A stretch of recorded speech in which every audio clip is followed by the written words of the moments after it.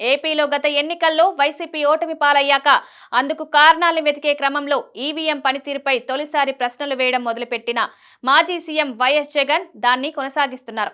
ఇవాళ రాజ్యాంగ దినోత్సవం సందర్భంగా మరోసారి ఈవీఎంల పనితీరుపై ప్రశ్నలు, బ్యాలెట్ పేపర్ల వాడకాన్ని గుర్తు చేస్తూ జగన్ ఎక్స్లో పోస్టు పెట్టారు. ఇందులో దేశవ్యాప్తంగా ఈవీఎంలపై ఆందోళన పెరుగుతోందన్నారు. మన సార్వభౌమ, సామ్యవాద, లౌకిక, ప్రజాస్వామ్య రిపబ్లిక్ మనకు న్యాయం, సమానత్వం, స్వేచ్ఛ, సౌభ్రాతృత్వాన్ని హామీ ఇస్తుందని జగన్ తెలిపారు. మనం 75వ రాజ్యాంగ దినోత్సవాన్ని జరుపుకుంటున్నప్పుడు దాటి ప్రాముఖ్యతను ప్రతిబింబించాలని, దాని మార్గదర్శక సూత్రాలకు మన అచంచలమైన నిబద్ధతను పునరుద్ఘాటిద్దామని జగన్ పిలుపునిచ్చారు.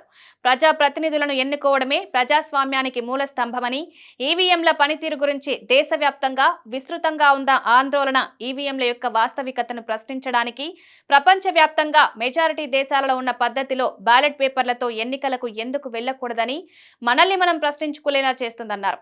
ప్రజాస్వామ్యం ప్రబలంగా ఉండడమే కాకుండా అభివృద్ధి చెందేలా చూడాలని కోరారు.